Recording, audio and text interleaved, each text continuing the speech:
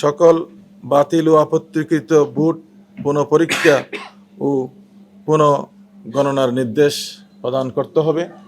উখিয়া টেকনাফের সকল কেন্দ্রের বুট পুনঃগণনা করতে হবে এবং পুনঃগণনা করে ফলাফল প্রকাশ না করা পর্যন্ত চূড়ান্ত ফলাফল স্থগিত রাখতে হবে। আমার আছে টরেভিনো, আপনার আছে তো? লক্ষ্য করেছি শুরু থেকেই লেভেল প্লেইং ফিল্ড তৈরির ক্ষেত্রে কোনো ক্ষেত্রে ব্যর্থতা ছিল। নির্বাচন যতই ঘনিয়ে আসছিল ততই হুমকি দমকি এবং নানান ধরনের ষড়যন্ত্র আমাদের সামনে প্রকাশিত হচ্ছিল।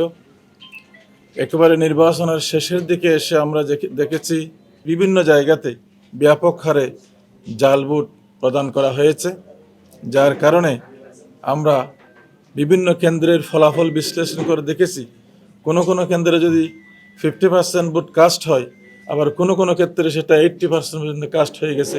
এরকম আমরা অসঙ্গতি লক্ষ্য করেছি। সর্বশেষ যেই নির্বাচনের ফলাফল ঘোষণা করা হয়েছে সেখানে মাত্র 929 ভোটের ব্যবধানে আমাকে পরাজিত দেখানো হয়েছে।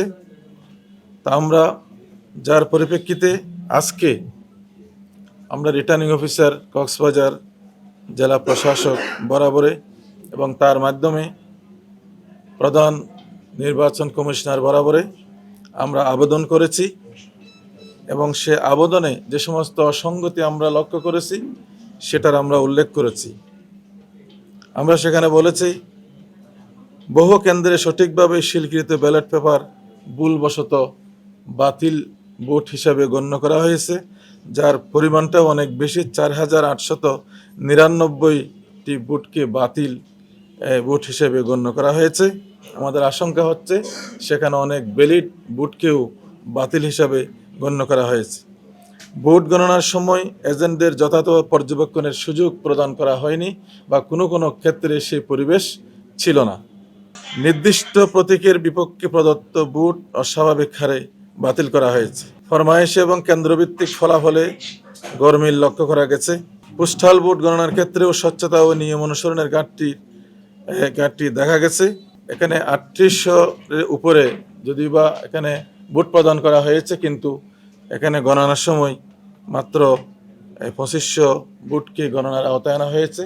সুতরাং এখানেও আমাদের সন্দেহ রয়েছে প্রবাসী এবং অন্যান্য যারা পোস্টাল ব্যালটে ভোট দিয়েছেন তাদের সবগুলো ভোট সঠিকভাবে কাউন্ট হয়েছে কিনা এটা যথেষ্ট আমাদের সন্দেহ রয়েছে। প্রয়োজনে পোস্টাল ভোট পুনরায় যাচাই করতে হবে। এই পুনঃগণনা আমার এবং আমার নির্বাচন এজেন্টদের উপস্থিতিতে সম্পন্ন করার সুযোগ প্রদান করতে হবে। সঠিক গণনার ভিত্তিতে প্রকৃত ফলাফল ঘোষণা করতে হবে, তাহলেই আমরা ন্যায় বিচারপ্রাপ্ত হব এবং নির্বাচনের স্বচ্ছতা ও গ্রহণযোগ্যতা নিশ্চিত হবে। নির্বাচন পরবর্তী যেন কোনো সহিংসতায় কোনো পক্ষ যেন ক্ষতিগ্রস্ত না হয় আমি আহ্বান জানাচ্ছি। প্রশাসনের পক্ষ থেকে এ ব্যাপারে আরও কঠোর ব্যবস্থা গ্রহণ করা হোক, আরও সতর্ক ব্যবস্থা গ্রহণ করা হোক।